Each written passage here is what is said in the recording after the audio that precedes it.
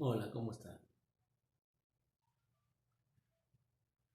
El por qué los seres vivos tienen las características de sus progenitores.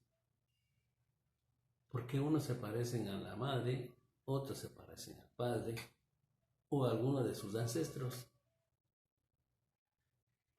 ¿Por qué yo no me parezco a mi hermano? ¿Y por qué tengo hermanos gemelos y son muy idénticos, son iguales? O tengo hermanos mellizos y no se parecen en nada y son totalmente diferentes. Son de diferente sexo. Pues todo tiene un porqué en el estudio de la herencia y la genética. La genética proviene del griego getoric, que quiere decir genetivo o génesis, que quiere decir origen. La genética es el área de estudio de la biología que busca comprender y explicar cómo se transmite la herencia biológica de generación en generación mediante el ADN, pues se trata de una de las áreas fundamentales de la biología moderna, abarcando en su interior un gran número de disciplinas propias e interdisciplinarias que se relacionan directamente con la bioquímica y la biología celular. El principal objeto del estudio de la genética son los genes, formados por segmentos de ADN y o ARN, tras la transcripción del ARN mensajero, el ARN ribosómico o el ARN de transferencia, los cuales se sintetizan a partir del ADN. El ADN controla la estructura y el funcionamiento de cada una de las células. Tiene la capacidad de crear copias exactas de sí mismo tras un proceso denominado replicación, como sabemos. Los primeros estudios genéticos los realizó un monje agustino, católico y naturalista nacido en Austria, Gregorio Mendel. Él hizo o descubrió por medio de experimentación, tras mezclar diferentes variedades de guisantes o arvejas que las conocemos nosotros, el cual determinó las características de cada uno de estos a los entrecruzamientos. De estas partieron o se formaron las llamadas leyes de Mendel, que dan origen a la herencia genética. En 1941, Tatum y Wills demostraron que el ARN mensajero codifica proteínas. Jane Watson y Francis Crick descubrieron o determinaron la estructura del ADN en su forma bicatenaria, es decir, sus dos cadenas, demostrando también que las direcciones eran totalmente contrarias, es decir, una cadena 3' y una cadena 5'. Sanger, Hilbert y Maxam secuencian un ADN completo del genoma de un bacteriófago. Reconozcamos que los bacteriófagos son virus que fagocitan bacterias y por esto se profundiza en el año de 1990 el proyecto del genoma humano. La ciencia de la genética juega un papel muy importante y muy significativo en la apariencia y en el comportamiento de los organismos. Es la combinación de la genética, la replicación, la transcripción, el proceso de maduración con las experiencias del organismo, la cual determina siempre un resultado final de este. Los genes corresponden a regiones de ADN de dos moléculas compuestas de una cadena de 4 tipos de bases nitrogenadas, como sabemos son la adenina, la guanina, la citosina, la timina. Pero si es del ARN, la timina es reemplazada por el uracilo, pero cumplen las mismas funciones de estas. Existe naturalmente en una forma bicatenaria el ADN. Esto quiere decir que las dos cadenas de nucleótidos se complementan entre sí. Para producir una cadena de aminoácidos creando verdaderas proteínas, el orden de los aminoácidos le corresponde al orden de aminoácidos del gen. A todo esto se le conoce o con el nombre de código genético. Los aminoácidos de una proteína determinan cómo se va a plegar la forma tridimensional irresponsablemente la proteína. Estas se ejecutan a través de todas las funciones que la célula necesita realizar. Los genes. Un gen es la unidad de información en un locus del ácido desoxirribonucleico que codifica un producto génico, ya que sus proteínas o de ARN, la unidad molecular de la herencia genética, almacena la información genética y permite transmitir a la descendencia. Los genes se encuentran en los cromosomas y cada uno ocupa un lugar en el interior de ellos, determinando a esta posición locus, o se le denomina locus. Molecularmente, el gen es una secuencia de nucleótidos contiguos de una molécula de ADN o de ARN que contiene una función celular específica. Están vinculados al desarrollo o funcionamiento de una función fisiológica. Generalmente tienen ARN no codificante o tienen ARN ribosómico de transferencia y muchos otros con funciones reguladoras o cuya función se va conociendo poco a poco. El genoma es el conjunto de genes que una especie tiene. Para cada locus pueden existir alelos posibles, es decir, pueden tener distintas formas en distintas secuencias. Cuando los genes se encuentran próximos, es menos probable que se separen en el entrecruzamiento, es decir, no se segregan en forma independiente, sino pueden hacerlo en bloques. Se denomina grupos de ligamiento al conjunto de genes situados en un locus próximos a este conjunto. La dotación cromosoma o complemento cromosómico, también se le denomina juego cromosómico, se define como el número total de cromosomas que representa un genoma de cada especie. Cada organismo vivo está formado por células que poseen un característico número de cromosomas. Los que contienen un complemento doble de cromosomas se dice que son diploides, 2N. Lo que contienen una sola dotación cromosoma N y se dice que son haploides. La dotación cromosómica representa el número total de moléculas del ADN en la que está inscrita toda la información genética, pues esta define a una especie. En los organismos con reproducción sexual, las células somáticas 2N presentan 2 copias de cada un cromosoma somático. Si el sexo se define cromosómicamente, pues también representa un par sexual. Las células sexuales N o gametos presentan solo un cromosoma cada par. El complemento cromosómico en el ser humano, por ejemplo, de cada célula somática es de 46 cromosomas. De estos, 22 pares autosómicos más un par sexual. Es decir, el ser humano tiene 23 pares de cromosomas. 22 autosómicos o alosomas y un cromosoma sexual.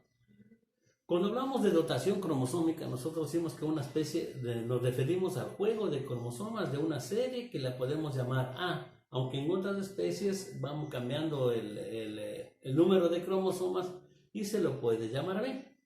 Esto no puede confundirse con cambios de ploidías que involucran cambios en el número de cromosomas de series. La transmisión de los caracteres hereditarios se da a través de todos los genes. Cuando nosotros estamos hablando de contenidos de cromosomas, lo que tenemos que decir es que los organismos diploides tienen 2 copias de cada gen. Para un mismo gen pueden existir más de una variante. A esto se les denomina alelos. Es decir, por ejemplo, en el grupo sanguíneo hay 3 alelos, el A, B y el 0. Pero también hay un RH. Cuando veamos grupos sanguíneos vamos a ver cuál es la forma de estos alelos, cuál es la característica de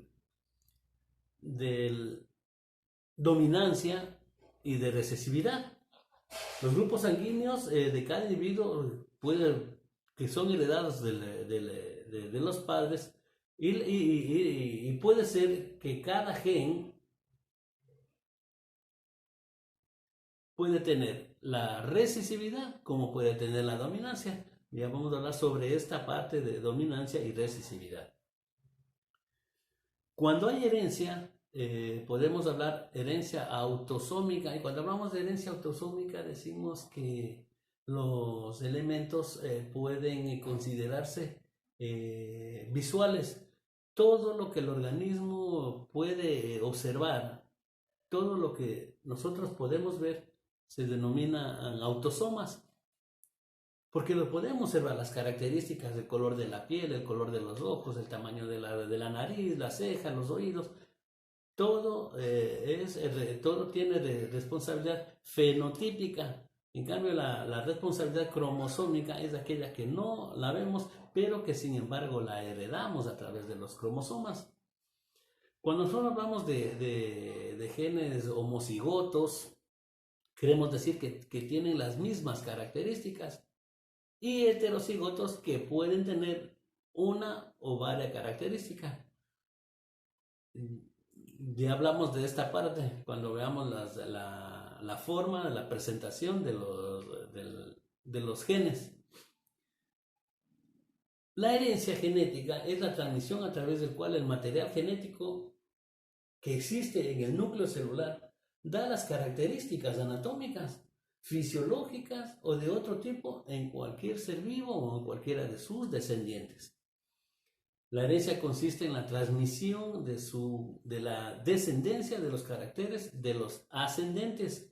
El conjunto de todos los caracteres transmisibles que vienen fijados en los genes recibe el nombre de genotipo, y su manifestación exterior en el aspecto del individuo es el de fenotipo.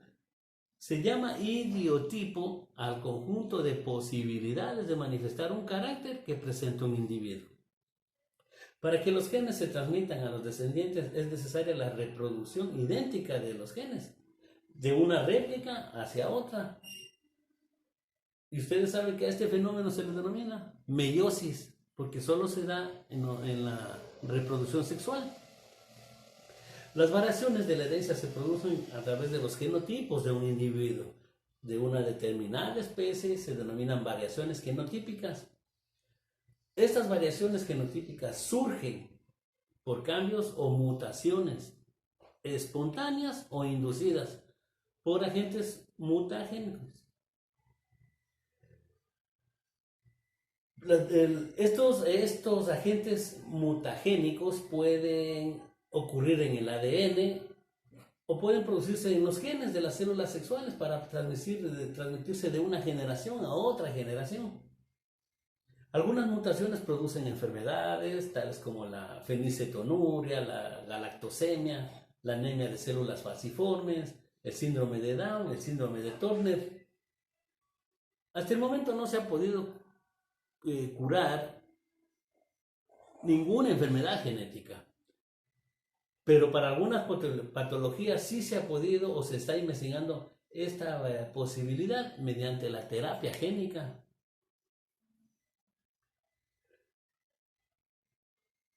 Dentro de las teorías, la más valedera o la que más se acerca en genética es la teoría cromosómica de Sutton y Boveri, que dicen que lo esencial de la herencia está establecido en lo que se denomina teoría creosómica de la herencia, también conocida como los genes que están situados en los cromosomas. Los genes están dispuestos linealmente en los cromosomas, linealmente en los cromosomas. ¿Por qué? Porque la recombinación que se corresponde al intercambio de segmentos cromosómicos se le denomina crossing over. La transferencia horizontal es el factor de confusión potencial cuando se refiere a un árbol filogenético basado en la secuencia de un gen. Por ejemplo, si nosotros ponemos dos bacterias lejanamente relacionadas que han intercambiado un gen, en un árbol filogenético que se incluya a ambas especies, ¿qué se mostraría? Que están estrechamente relacionadas, puesto que el gen es el mismo. Incluso podemos decir que muchos genes tuvieran una divergencia sustancial, pero por ese motivo no pueden o es ideal usar otro tipo de información para inferir en este tipo de filogenias o cruzamientos con la presencia o falta de genes en su ordenación.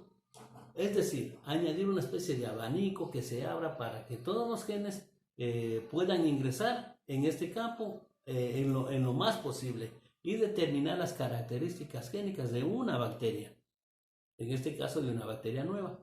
La teoría de los sistemas de desarrollos, que son conocidas como DST, se oponen a la definición anterior de la herencia como transmisión de genes y aplica que cualquier concepto o recurso que se encuentre en generaciones sucesivas y que contribuya a explicar que por qué cada generación se parece a la que precede. En estos recursos se incluyen muchos factores, como son los factores celulares o los factores externos, como por ejemplo el ambiente, la luz, la gravedad. Por lo tanto, la teoría de sistemas de desarrollo lo que hace es utilizar el concepto de herencia para explicar la estabilidad de la forma biológica de una generación a otra. La herencia genética es el resultado de la unión de dos células madre, que al unirse crearon un fenotipo con características similares a las de los dos. Pero sin embargo es un organismo distinto, ya que al unirse se crearon nuevas células modificadoras. De esta parte los tipos de herencia. Entre ellas tenemos la herencia dominante. El término autosómico o dominante describe uno de los patrones de herencia clásicos o mendelianos. Cuando veamos las leyes de Mendel vamos a determinar exactamente qué significa. Y se caracteriza por la presencia de un fenómeno de dominancia genética. Es decir, en un alelo de un gen en cuyo locus se encuentra ubicado, hay algunos autosomas o cromosomas que no determinan el sexo. Por este mecanismo hay una determinada característica heredable que transmite de una forma y se puede predecir al margen del sexo del descendiente. Además que se puede decir que esta característica es heredable o que exprese con que el descendiente reciba un gen solo de uno de los progenitores. Si una enfermedad es autosómica dominante, significa que basta que que el individuo reciba un alelo anormal de uno de sus progenitores, puede heredar la enfermedad. Por lo tanto, lo más frecuente es que al menos uno de los padres presente la enfermedad para poder ser portador de la misma. Cuando nosotros hablamos de la genética, tenemos que hablar de la representación de la genética. Y la genética se vale de muchos aspectos, se vale de muchas formas para poder expresar la herencia. Por ejemplo, la herencia codominante. La codominancia quiere decir, es el modelo hereditario no mendeliano, en donde el estado de heterocigoto no hay un gen recesivo. Por lo tanto, ambos se portan o se comportan, los dos cromosomas se comportan como dominantes, tal como en una herencia intermedia, pero a diferencia de que ambas características se manifiestan sin mezclarse. La herencia codominante es el rasgo del genotipo que es transmitido, en el cual los dos alelos se expresan juntos como rasgos dominantes al mismo tiempo. Es decir, es cuando dos rasgos genotípicos dominantes se representan en el fenotipo, dando origen a un nuevo carácter de fenotipo. En los crucimientos en los que hay codominancia, el heterocigoto, los genes, son aquellos que representan una parte dominante y una parte recesiva. Es decir, pueden unirse, pero siempre quedará predominante la parte dominante, la que uno observará. Con eso quiero decir que la parte recesiva no es que no tiene, sino que no se la observa. Pero la persona, en este caso vamos a referirnos a las personas, la persona sí tiene, sino que no se la observa, sí tiene características. En estos cruzamientos donde hay codominancia, Los heterocigotos, los genes o los alelos se expresan, pero sin unirse.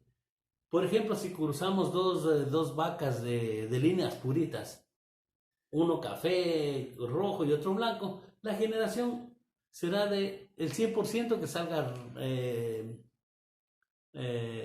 roja, pero también el 100% puede salir manchada. ¿Por qué? Porque son codominantes, los dos cromosomas son homocigotos y son dominantes, o homocigotos dominantes. Porque puede haber homocigotos recesivos, ya vamos a explicar esta parte.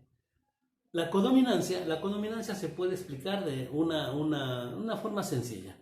Por ejemplo, cruzamos dos flores, una de color rojo y una de color blanco. Los colores juegan un papel importante en la genética, y especialmente los colores primarios.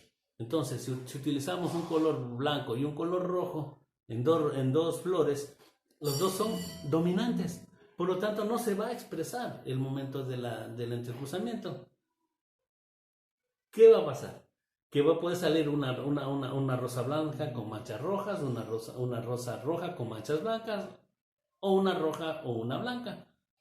Pero predominan los dos colores, primero por ser primarios y segundo por ser el cruzamiento de estos dos da como lugar a que se exprese la dominancia.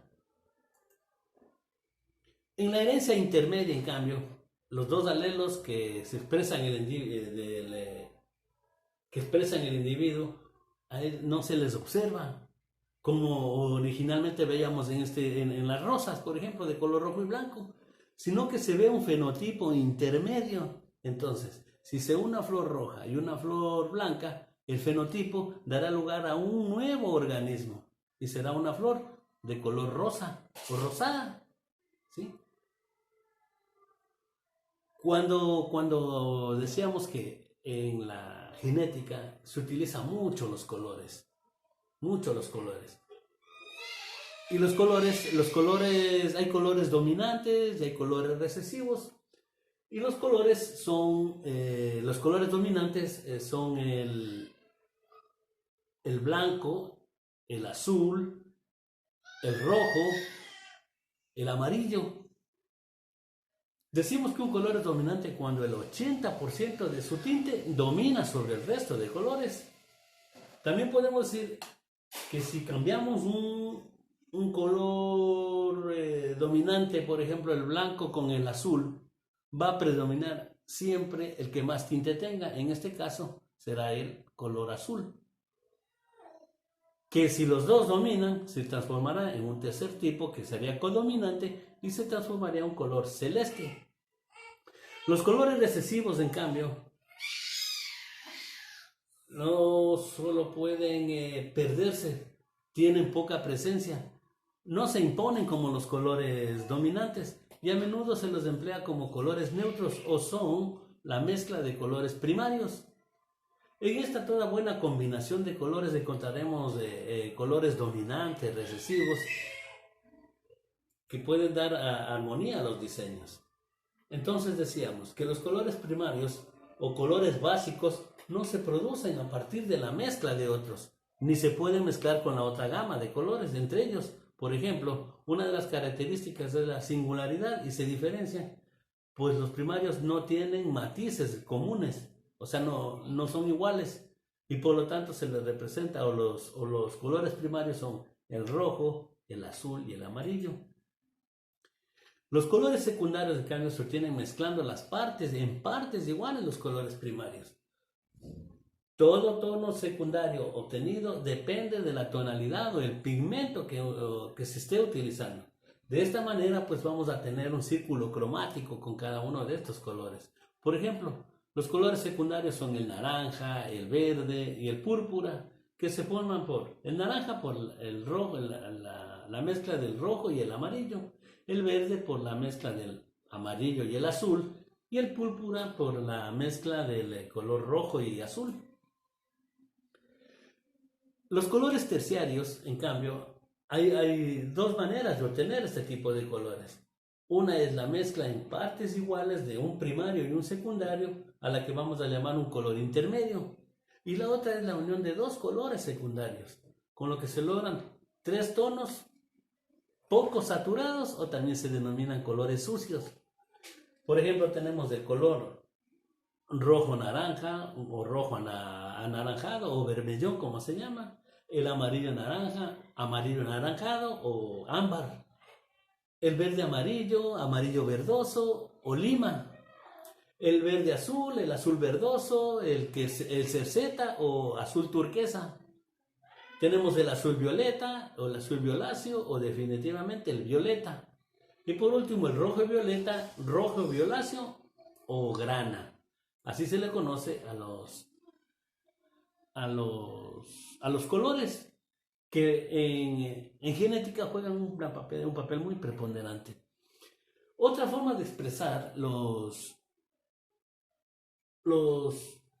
en genética, decíamos, son las letras. Las letras que vienen a determinar lo que es los caracteres de heterocigotos o homocigotos. Bien, cuando nosotros si hablamos de dos cromosomas, siempre habrán dos letras. Si son dos letras mayúsculas, hablamos de homocigotos. Y si son mayúsculas, son dominantes. Si las letras son minúsculas, son recesivos.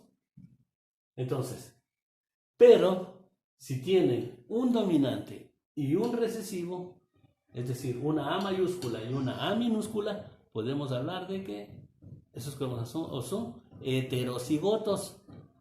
Entonces, si son de minúsculas, son homocigotos recesivos, y si son con letras mayúsculas, son homocigotos dominantes. Juegan un papel importante los números. Por ejemplo, los números arábigos normales, los números el 1, 2, 3, cuando nosotros llenemos diagramas o le ponemos números a cada uno de los cromosomas, empleamos numeración normal.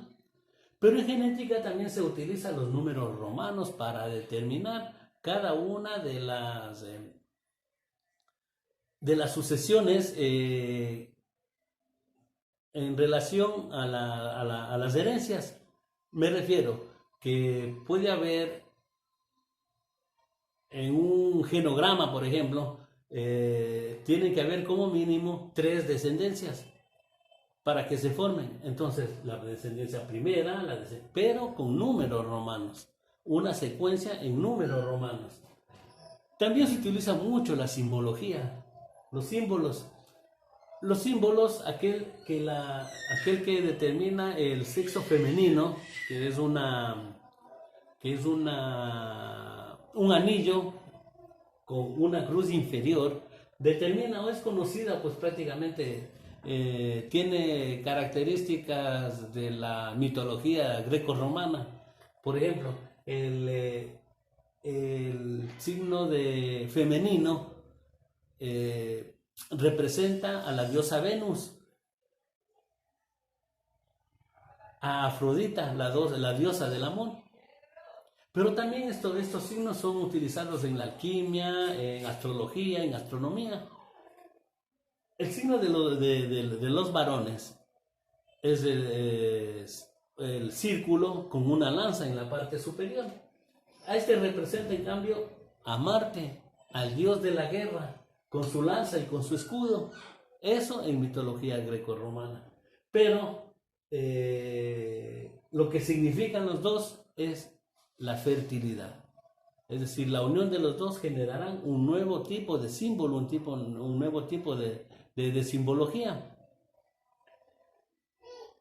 Aparte de las letras mayúsculas, podemos decir que hay la letra XY, que representa a lo que es el carácter, el sexo masculino, y la XX al sexo femenino.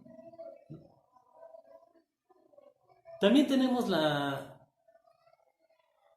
la presencia de diagramas donde nosotros podemos representar dibujos geométricos. Bueno, ¿qué es un diagrama en primer lugar?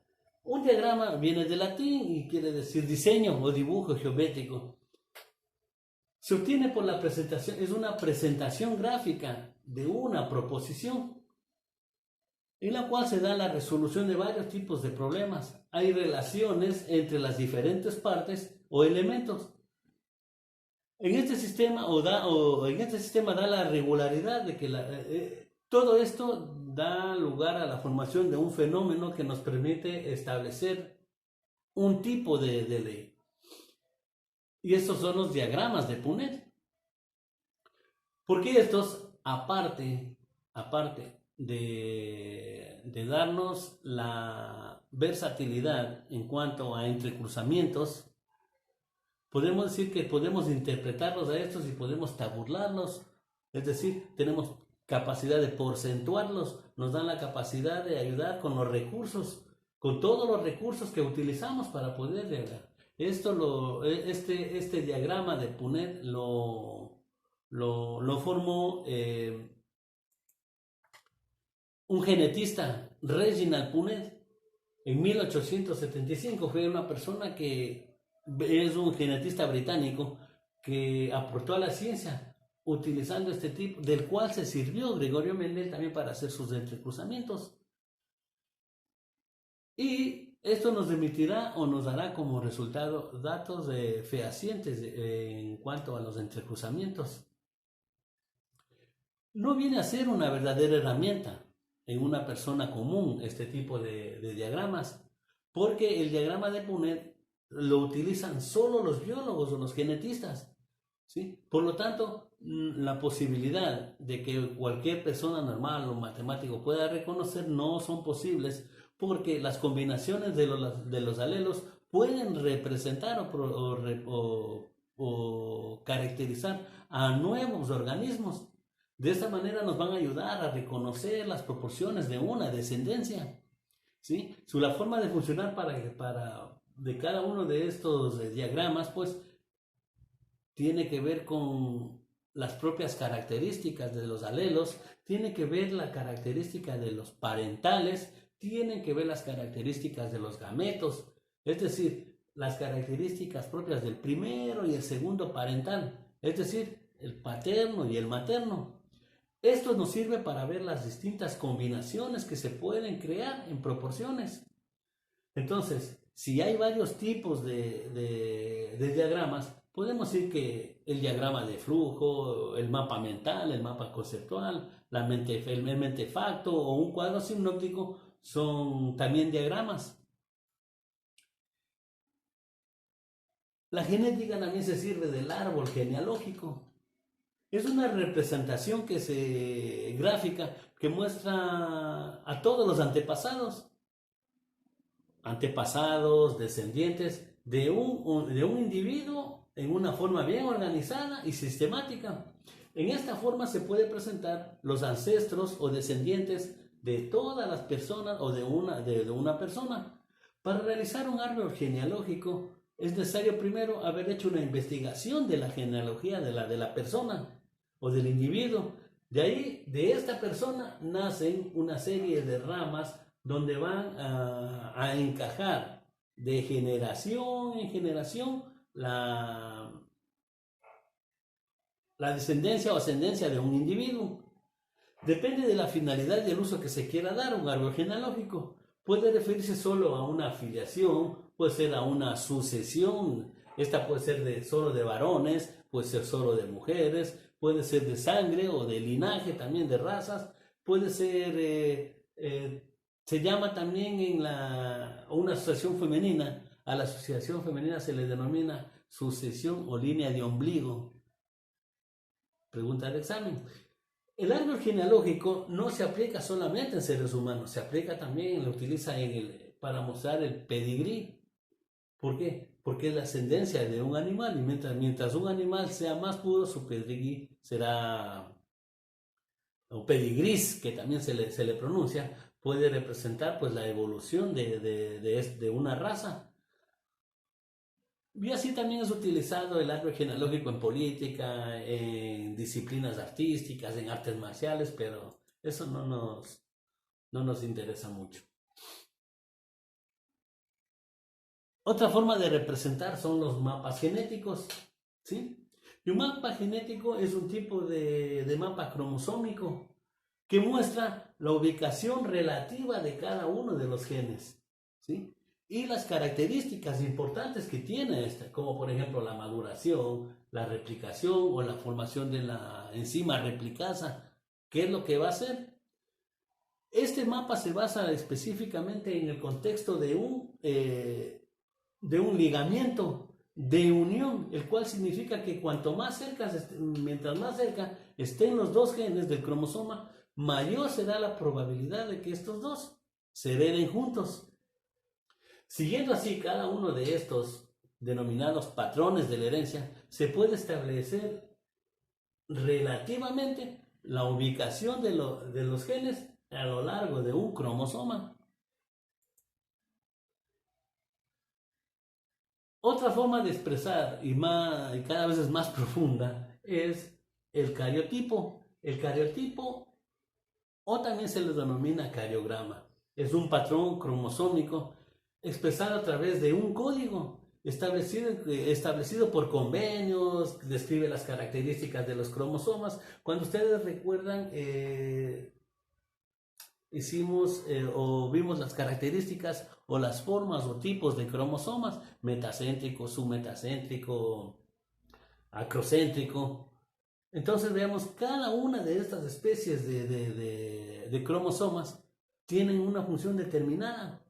El cariotipo es característico en cada especie, al igual que el número de cromosomas. Sabemos que el ser humano tiene 23 pares de cromosomas porque somos diploides, es decir, tenemos 46 cromosomas, ¿sí? Pero de que si existen otros patrones de cariotipos, es decir, aparece uno más, estamos sujetos pues a aberraciones cromosómicas, la cual dará lugar a especies no contempladas en la biología, sino ya prácticamente en las patologías de la herencia.